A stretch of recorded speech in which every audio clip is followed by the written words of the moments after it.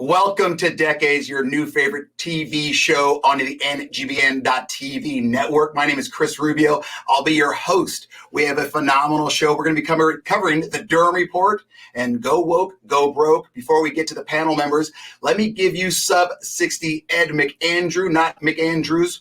He's a co-host, producer, director. We're not really sure what he does, but we know he gets the show going. What up, my man? Yo, my man Rubio. I'm not sure what I do either most times, so when you figure that out, let me know. All right, let's get right to the show because we've had a 2-week hiatus. We did a double show the week before, 2 weeks ago, and with 2 weeks off, things can get a little heated. So let's start with our 60s. Our 60s. Number one, we're going to have Jay Gaskell, also known as the Judge. He is an Idaho native, recently retired district court judge, which I guess is pretty high up there. I'm not sure how many judges there are. He's an outdoorsman and a wine connoisseur, and he lives next to one of the best people in Idaho. What's up, Judge? Hey, neighbor. Glad to be here to provide an enlightened and educated viewpoint. Anything, Judge. We're just hoping for anything from you. Next, in our other 60s, we've got Bill Geiser. He's a Florida resident, wearables creator, big on tech, and super early Twitter influencer that is one hell of a swimmer. What up, Bill Geiser? Hey, guys. Delighted to be here. Fantastic. Next, in our 50s, we've got Jim Gingrich, Idaho, cybersecurity consultant, enjoys outdoors, and only owns one gun. Hey, I was a good swimmer once, too. That's not true. Let's go down to our 40s. Jimmy Mack, Jim McElroy, Los Angeles, California, born and raised, UCLA grad, educator, and syrup connoisseur. What up, Jimmy Mack? Here just to show off my new neck tattoo. Look at that. Yeah. Is that an Illuminati? Yeah. Well, there you go. Jesus, you're all tatted up, Jimmy Mack. Yeah, it's just crazy. Guns out. You need a tan, though. Hey, dude, my wife keeps telling me I need a tan, too. You're going to knock that off. Well, you do. Oh, no. All right, let's go down to our 30s. Resides in Philadelphia. We've got Joe Nolan. He's an entrepreneur spirit, works in real estate, small business finance, and a tech startup, and community involvement, and loves to run 5 or 10 Ks in the middle of war zones. What up, Joe? What's up, jabronis? How you doing? Good. And let's wrap it up with our 20s. We've got Cruz Rubio. He's a college student athlete, likes arguing, tacos, hiking, I don't believe that one, and hanging at the beach with chunklas on. What up, Cruiser? Howdy. All right. So like I said, we've had 2 weeks off. And in case you didn't know, a lot of people have asked me through text, do you guys really kind of all hate each other? Do you like each other? What's the story? I'd say it's kind of a love, hate, love. I think we'd go to the end of the world for each other. We do want to kind of shake some of the panelists around and say, good God, how are you not seeing this? Like, I'm trying to show you and you're just not seeing it, whether it's the judge going at James or me or Joe going at Cruz or Jimmy Mack or Bill Geiser going at the judge. So us going 2 weeks off, I think got our stress levels a little up, but we're going to jump right into it. We're going to talk about the Durham Report. The Durham Report was 300 pages, basically clearing El Trumpo from the Russia. And I wasn't going to really cover it because it has been a while since it came out, as per the judge said that. But I remember the last episode we had, Joe Nolan kind of just ran right by it. It was like, okay, it's out, it's done, let's just move on. So, Joe, I'm going to bring it to you first. Why do you think that we should have just kind of wiped it away and said, let's go for it, move on? I mean, most of it had already been covered. Okay. I guess someone else. Joe, you there? You already had it. You know, it was great having me back, guys. I had my one word in. I'll see you next week. No, honestly, I thought it was going to be more. You know, Durham Report had been hyped up for 5 years now. I mean, Trump appointed him as a special counsel, saying it was going to expose the crime of the century and a deep state conspiracy. We ended up with one conviction. 2 other people were brought to trial. They were both acquitted. Even in the report, Durham said that the FBI had confirmation bias. They believed that they should start the report because there was something there. But he didn't say that there was any political bias or partisanship. So at the end of the day, it just ended up being a nothing burger that told us what we already knew.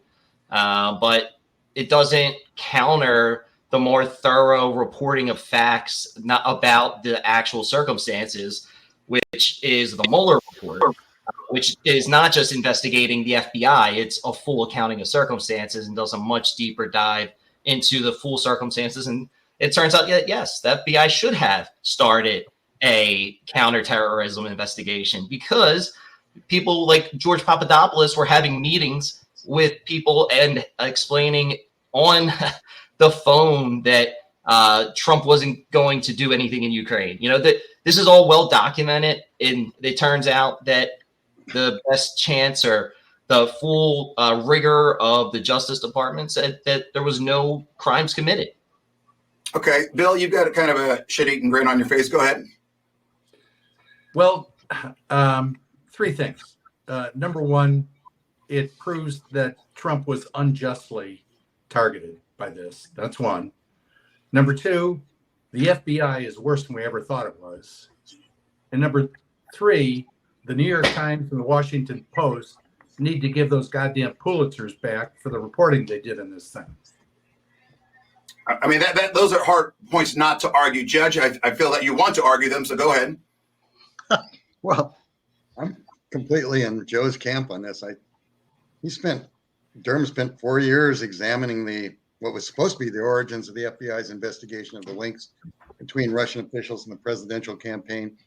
He obviously steered far and away from that goal. His 316-page final report, as Joe said, resulted in 2 jury trials with no convictions, and the other one was a plea of guilty for the guy guaranteed no jail time. That was an ex-FBI lawyer. I agree. It was much ado about nothing. You talk about public opinion and how it swayed public opinion. Well, you look at Trump's 2000 or something documented lies. Those swayed Trump public opinion also. Claiming that Barack Obama had planted people to tap his phones, just stuff made out of nothing. So I don't know how you can say that this is any kind of damning evidence at all. Okay, but then what happens when you go back and you put on MSNBC or CNN or any of those left-leaning shows, or you have Adam Schiff or Pelosi, where they continuously for 5 or 6 years literally said, we've got evidence, the walls are closing in, Russia, Russia, Russia. So the only 2 answers to those people saying that, if Adam Schiff is saying that, is either he's lying or he is literally just so ignorant he doesn't know what Russia is. I mean, that's kind of my that's where I don't get it. Jim?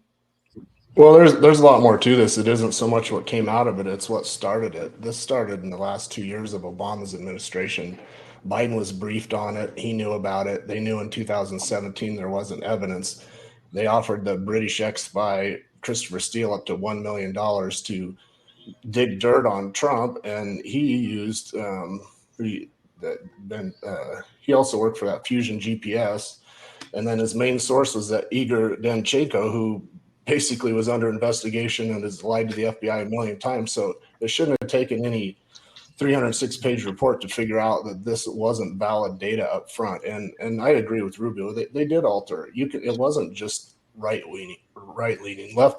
Left-leaning news sources said 12 to 15% across the board. It changed the voters' outcome because nobody wanted to bank on Russian collusion. And it turned out none of it was true. And in fact, you can go as far to say that these maneuverings or collusion goes into the Obama administration. What happened in 2014 when they got rid of the president of Ukraine because he was too pro Putin? And guess what? They invaded Crimea. Trump goes out of office, they invade Ukraine. So I think it's all reversed. I think Jimmy Mack, do you think it had an effect on the presidential election? Like what Jim said? I'm not for sure because I think what we have, I mean, you have a slime ball in Trump, and we know what Putin is and what the Russian government is. They're part of their plan is the downfall of the United States. So I mean, when you got Trump meeting with them and he's calling Putin a good man and all type of things like that, it just looks bad because you got this slime ball character with another slime ball character, and they're talking. I mean, what do you think is going to happen? This is like 2 crackheads having a conversation. What do you think they're talking about? It's crack. So these guys, they could be colluding. I think what they were trying to do is trying to figure it out. Like, I mean, I think in the long run, it was a waste of time, but at least we get to clear his name of any wrongdoing and know that our government officials aren't colluding with another country, for our downfall. So, I mean, I think it kind of works out. that, hey, they're innocent, but at the same time, we're looking at the characters. I mean, this was just about the judgment of characters. What have they done, and what do they do? That's what made it seem so bad. And I think that they were just trying to find something, to find something, to find something. But as far as the election, I just think that people came to the common sense that Trump didn't really do nothing while he was in office. Why have him there? Okay, but then we'll go to Cruz now. Cruz, do you believe the same thing, that it didn't really have an effect, or what is your thoughts on that, being in your 20s? I would say for people my age, it probably really didn't have much of an effect, but for people that are a little bit more older and kind of deep dive into politics a little bit more than people my age, kind of see it at surface level, I would say it definitely could affect that. When it comes to people my age, at least, there was people that were going to like Trump, and there were people that weren't going to like him, and they were, regardless of Russian collusion or not, they were going to hate him or they were going to like him. It was just, that's the way it was. I think a lot of people didn't like Trump, not because of the Russia collusion, but because of his personality, in a sense, at least when it came to people my age. But I can't speak for the 30s, 40s, or 50s that, do pay attention to the news more so than anything else, and, are actively involved in politics and reading and listening. But yeah. Yeah, stay out of our lane, Cruz. Go ahead, Bill. I do agree that the net result was kind of a nothing burger there after a long time. But I do think the process was very biased. And this report actually calls and compares the process by which the Trump matter was handled versus how they handled the matter of his chief political rival, Hillary Clinton. There, the FBI applied great caution and care in handling her case. And admittedly, it's in the report, there was a clear anti-Trump FBI agents and lawyers looking after this guy. And at least at a tacit level, FBI leadership was okay to the point that this matter was opened without anyone from the FBI ever interviewing the guy that submitted the data. I mean, there was zero due diligence on this stuff. They jumped on it like a chicken on a June bug because they were so giddy they thought they had Trump. That is not the equal justice under the law that we all grew up with expecting. That needs to be fixed. Number one, I don't know about a chicken and a June bug, so we're just going to take your word for it. Number two, we got to go to our legal analyst. Judge, is what Bill's saying correct? Well, I think Durham's quote from the report says it all. He says that the law doesn't prohibit, quote, all unseemly or unethical conduct that political campaigns might undertake for tactical advantage. And I think that's true whichever side. From a law enforcement agency? Come on.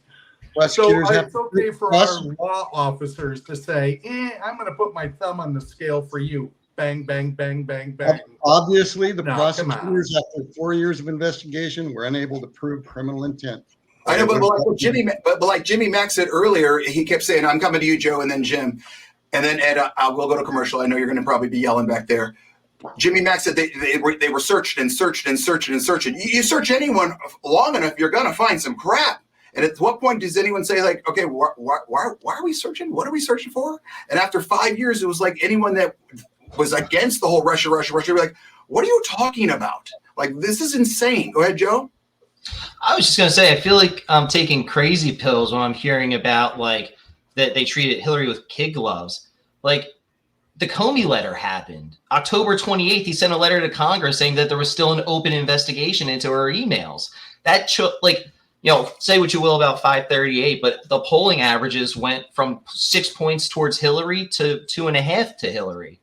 That wasn't treating anyone with kid gloves. And if anything cost someone an election, it was that.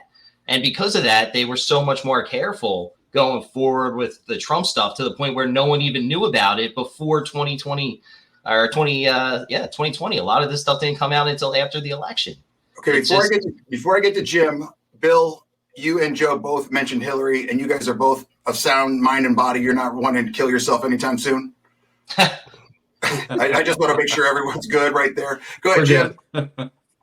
Well, Joe makes my point for me. Hillary Clinton, it was proven what she did, and nothing happened. She did house that data illegally. She also was paying Fusion GPS, who Steele worked for.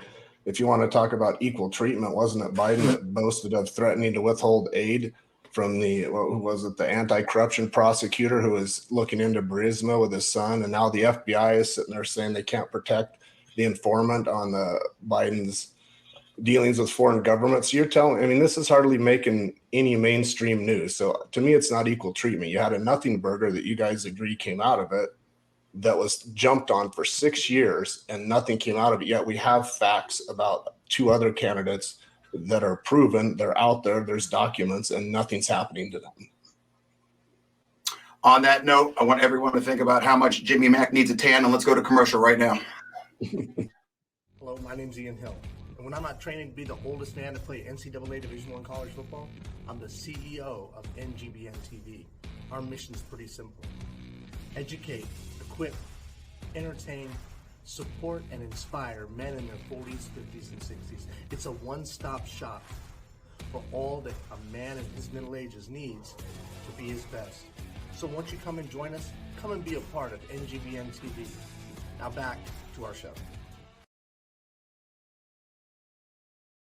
Welcome back to Decades, your new favorite show on the NGBN.TV. We've got Jimmy Mack, the judge, Bill Geiser, James Gingrich, Joe Nolan, and Cruiser Rubio. Okay, so for the Durham report, I think we all agreed it's a nothing burger. I think the people that are on the right are saying, yeah, we knew this from Jump Street. The people on the left were like, don't worry, it took 6 years and $75 billion, but nothing came out of it, so let's just wash it away. Is that what we're all agreeing with here, Jimmy Mack? Yes and no. I just think that there was something there. That's why you start looking in the first place. But, I think it's a lot of underhanded dealings that they did to kind of sweep things. I mean, why would you want to criminalize your former president, your recently former president? I think there's a lot of things that are beyond our comprehension of what goes on in our government. And it's not, I don't think it's conspiracy theory. It would be a bad look. If we found out that our president was doing something, or even if it was close to criminal intent, I don't think that would be a good look for our country. It's bad enough people don't trust the government as is. Like, I mean, I don't trust the government that much at all, but I vote every election, knowing that, hey, we're putting somebody in here that probably don't even have my best interest in hand. So I think there was something there to be seen, but I'm also like, it was nothing at the end of the day. And that's how it was with Hillary Clinton's emails. Yeah, she illegally housed them, but they were safe. She didn't spread out any, things, secrets to any other governments or stuff like that. But how do we know? But how would you know that, Jimmy Mack? Because I think that because with her, I mean, I don't think Hillary Clinton is well liked in the political realm. I think throwing a person that was running for president under the bus for colluding would be better than throwing a president under the bus. So I think if they really want to get her, they would have got her. But I just think that at the end of the day, there's things that's beyond our comprehension that's going on with all this stuff. I mean, Durham got his name out. Let's put it that way. That man's going to go down in history now for nothing.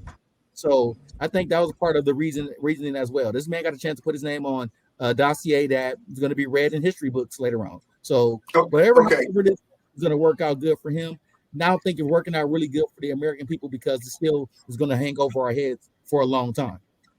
Okay, so I wanted to move on, but you sparked something right there that I have to come back to. You said, why would the people want to get rid of the sitting president or former president or whatever? Put your conspiracy theory hat on for a second, Jimmy Mack, and then think to yourself, this is the first president we've had in a long, long time that wasn't brought up through the political realm. He's the first one that's not in the quote unquote deep state. He's not part of the conglomerate. And so he's not part of the good old boys club. So he comes in and immediately starts shuffling everything around because he's running it like a businessman where, okay, we need a new Air Force One. It's $7 billion. And he says, that's stupid. I know how much it costs. I'll pay you $2 billion. And they're like, okay. And he just saves them $5 billion. So you don't think there's any way possible, Judge, I'll come to you after I go to James, that they saw this guy who's not the normal, let's bring him up through the ranks. And all of a sudden he takes over because he's shuffling everyone's feathers. James?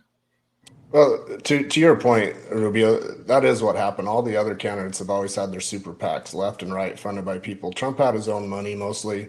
And so that was the threat. They couldn't control them, and they tried to, because it is unprecedented. Jimmy Mack said there's things we can't understand. He's right.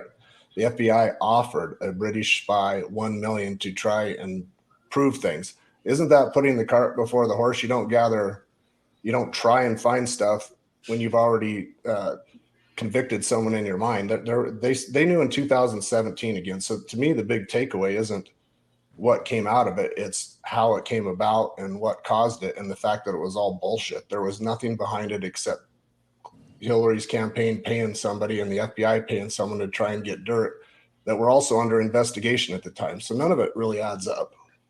They didn't want Trump. Judge, you've been very patient. Go ahead.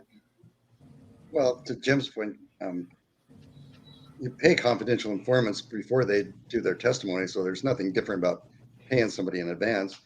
And to the idea that in this arena, some idea that Trump's this brilliant outsider that came in is just totally ludicrous. I mean, Jesus Christ, he's been through a bunch of bankruptcies. There's ongoing investigations from prior to when he ran to after when he ran. The guy's a loose cannon. I don't know how anybody can say he's anything but that. Bill Geiser? J. Edgar Hoover would be very proud of this current leadership of the FBI. These guys are crooks. We need to clean house. That's a pretty bold statement. I like that. Cruz? Yeah. Good luck following that. Yeah.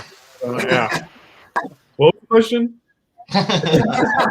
Jesus, whose kid are you? All right, let's move on. Let's move on. All right. So about, I think it was early April, Bud Light decided to give Dylan Mulvaney, a cross-dressing man. He's not necessarily trans because he hasn't had any surgeries.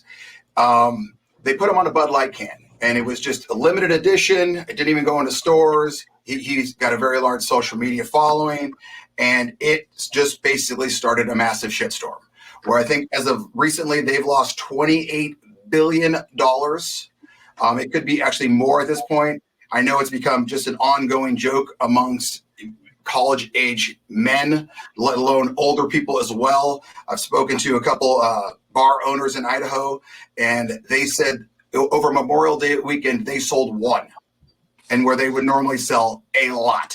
So the whole go woke, go broke thing is a bad move. It appears because right following them was Target, who had a trans gay type setup, and it was also produced there. A lot of the clothing was produced by literally a devil worshiping pagan or something like that. And then you also had the North Face that had Patagonia, a trans person coming out to market their clothes. So, Bill Geiser, you're the business guy here. What is happening with the go woke, go broke? You know, there's a saying in business. It was, I think, originally coined by Stephen Covey, and it's a fundamental in any business. Goes like this: the main thing is to keep the main thing the main thing. All of these things that you just cited are examples of companies that have lost sight of what their primary business is. All of them, Bud Light and Budweiser, great company, really, but they lost track. They got distracted. Target, one of the greatest retailers we've ever seen, now is down $13 billion. And it's because they lost track of what was the most important thing. In the case of Target, the most important thing is to sell high quality products at affordable prices in a terrific customer experience when you walk into the store. People are sick of getting lectured about politics and propaganda and all this other bullshit. They walk into a store to buy something, buy it at an affordable price, high quality, great experience. And when customers lose sight of that, they lose their customers. This is an age-old problem. You know what? We see it in a lot of different places too. Take a look at public education. Public education used to have a charter of teaching kids how to read, I got you, Jimmy, math, and science. They got other priorities these days. So You know, they can do whatever they want to do, but they're going to have to suffer the consequences. Bud Light, toxic, will never recover. It's gone. Target, by the way, you know what the Target CEO got paid last year? Well, let me tell you this. His salary is $1.4 million. This is for fiscal year 2022. The company lost 20%, shareholder value down 20%. His salary, $1.4 million. Total compensation, any guesses out there? 15 million. $34 million. They ought to fire this guy's ass, and their DEI and their marketing people say, you want to pull another stunt like this? Get your fucking numbers up, or you're out of here. Jimmy Mack, They got to go back to business. I hear what Bill's saying, but this is really all about inclusion. To me, if a man wearing a dress stops you from buying products from a place, something's wrong with you, because that's not going to make the prices go up. It's not going to make the prices go down. They got good quality products going. I don't need the lecture. I don't want a lecture. I don't drink Bud Light. It's nasty. So if I haven't bought Bud Light ever in my life. I've had one given to me. But if that's going to stop me, if I drink Blue Moon. The Blue Moon put a man in a dress, and he was marketed. I like Blue Moon. I'm not going to stop buying Blue Moon. I don't care about the man in the dress. I care about the product that I'm getting. If I'm going to just stop getting good products, like Target has very good products, and depending on where you at, I was in Target yesterday. I went to 3 Targets yesterday. They all were packed. Here in California, they don't care. So who's not deciding that they're going to buy something for Target because a man is in a dress? I mean, $13 billion in shareholder capital has been I've seen a sign in Target where somebody said, "Here's your pride," and they tagged up the Target sign. Target was still full. So if you care more about who's advertising than the product that you're buying, that's on you. You're not giving money to that man in a dress. You're not giving money to somebody that's part of the trans community. You're just still buying products. I'm going to go to Target to buy good quality products. I don't care who's advertising. They can have the Smurfs in purple instead of blue. I don't care. I'm Mr. Blue Smurfs. So what? I'm going there to buy good products. If you allow this stuff to bother you, with all due respect, though, in Target, it shows that there's a bias. Now, when it comes to education, which has nothing to do with retail and with business, you talk about education. I get where they're coming with it. I still wouldn't teach certain kids under a certain age certain things about trans and all of the pronouns and stuff like that, because they still got to learn to read and write before they start learning all this other stuff. But when it comes to business, if you are mad at a company because they want to be inclusive to a certain population that's not hurting you, something's wrong with you. And when they put, hey, Jimmy Mack, when Target puts the butt plugs and the dildos next to the kids' toy, yes. I'm not buying those. Dildos and butt plugs. I got the photos of it. I got photos of it. I can go to the exotic city down the street and get that. Right. I don't want my grandkids seeing that shit. And I think, hold on real quick. If they have internet, they've already saw it. But I think the big thing that set everyone off on the Target issue was they were selling younger age children's bathing suits that were like for women's bathing suits, but you could tuck. So like if you had a tea bag, it's got like extra corduroy or something down there to tuck it in. And then it's not, Judge, that's not a false, that's literally, there's pictures right there. And I think that the one thing that you're forgetting is at one point, and Ed, I'm going to need the clip of the Disney producer. At some point it gets overwhelming where it's continuously pushed down your throat and it becomes too much, where it's like, I enjoy water, but I don't want to drink from a fire hose. And so, Ed, can you put up this clip real quick? And I apologize. It's about a minute long. And if you hear the word like 718 times, it's not me. It's this person speaking. This is a Disney. All of the classics. They have been a huge, informative part of my life. But at the same time, I worked at small studios most of my career, and I'd heard, you hear whispers. I'd heard things like, they won't let you show this at a Disney show. And I'm like, okay. So I was a little sus when I started. But then my experience was bafflingly the opposite of what I had heard on my little pocket of Proud Family Disney TVA.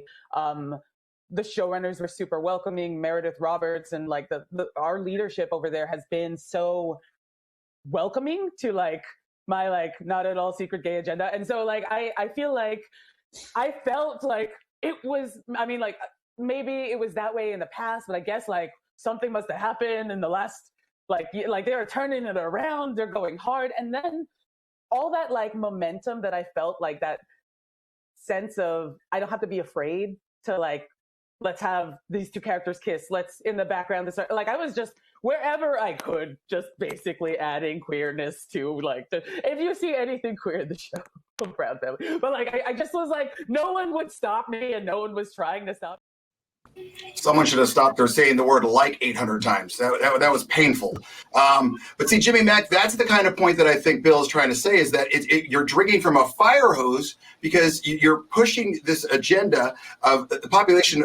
I don't even know what the gay population is. Let's say it's 10%, 15%, and you're pushing it to that much. I don't even think it's that much, but I'm saying you're pushing it out to younger and younger and younger. It's like, dude, why do you need to redo it? Like, what's happening here? Jim, you've been pretty patient. Go ahead.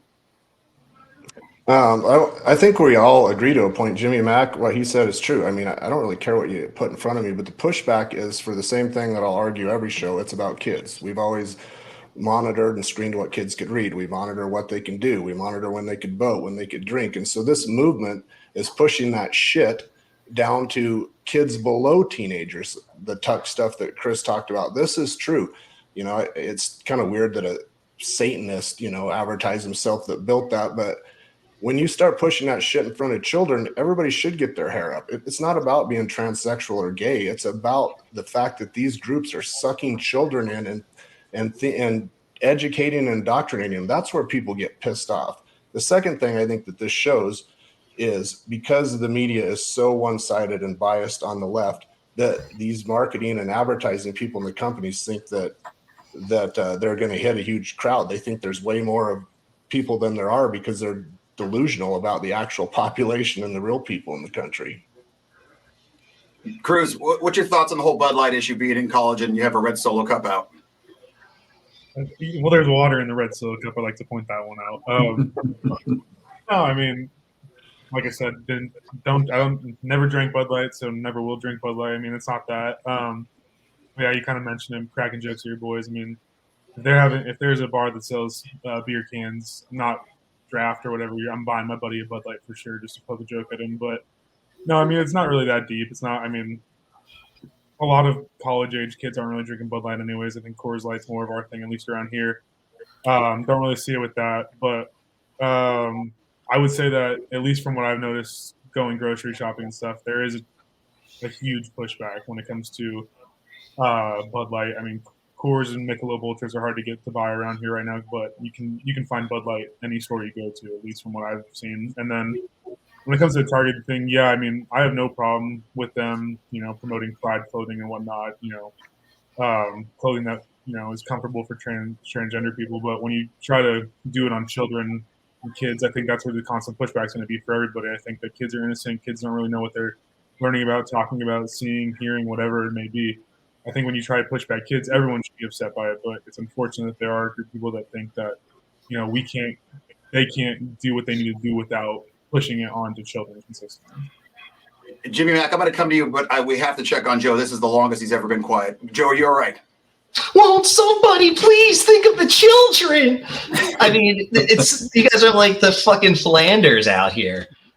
First off, it's completely false. Target does not have tuck swimsuits for children. That was fact-checked as only for adults. There's no reason to continue perpetuating lies. I mean, we're in the middle of a moral cat. It is. They were adjacent to it, and they had kids' clothing. Well, what really concerns me more as like a person, not as like a political pundit, is like, why are all these weirdos going up and like going into kids' rainbow clothes sections? I mean, we have literally created an entire ecosystem out of scaring people that the gays are coming for your kids. It's disgusting, and it's a weird behavior.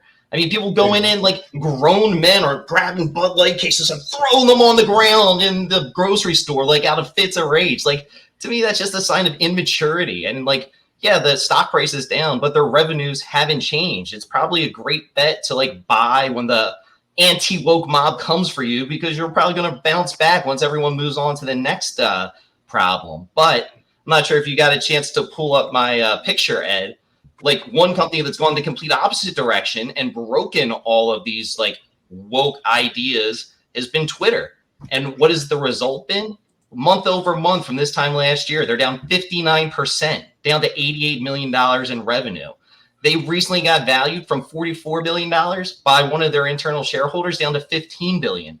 And it's because Twitter ad sales are concerned that advertisers are spooked by a rise in hate speech and pornography on the social network, as well as more ads featuring online gambling and marijuana product. The company forecasted ad revenue sales will go down another 56% compared to last year at the end of the year. It's like, at the end of the day, these companies aren't taking a stand. They're making a business decision.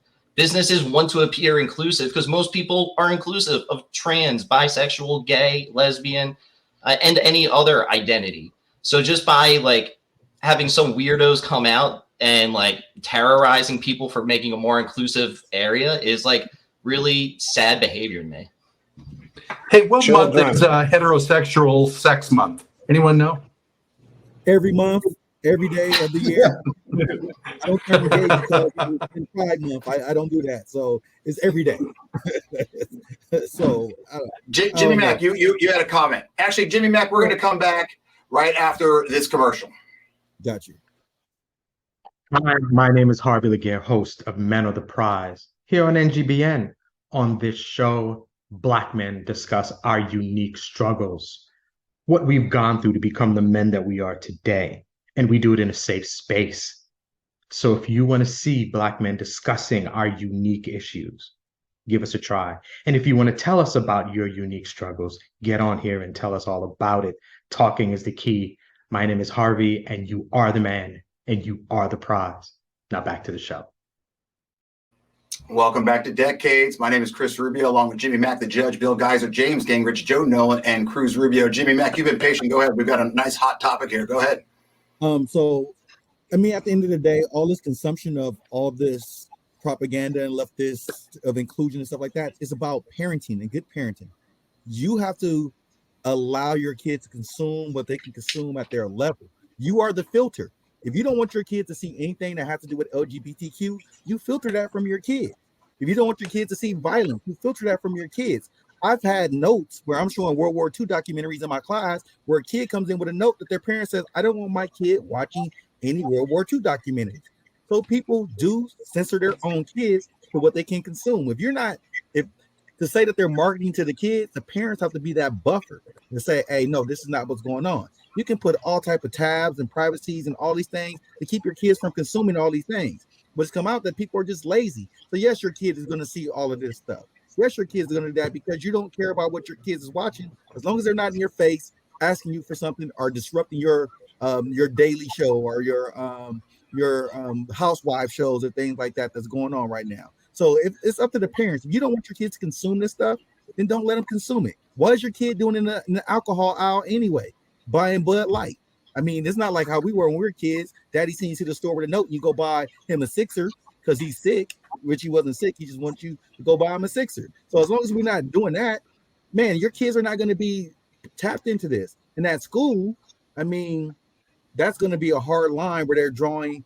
I mean, that's another topic for another day. But right now, when it comes to that was a good recap. Judge, what's your thought as we try to bring this one back home? Oh, I have so much to say, but I've noticed you've been skipping me quite a bit. So I have not. Well, you're a straight white male married with 2 kids, so you are the lowest on the totem pole. I know. And your neighbor, so that didn't help. Yeah. As far as Bill's point on the CEO compensation, that's not limited to this. That's all CEOs and all companies. I mean, over the last 10 or 20 years, CEO compensation's gone astronomical compared to the working class. That's just common. As to the business decision to use these spokespeople, maybe it's not about business.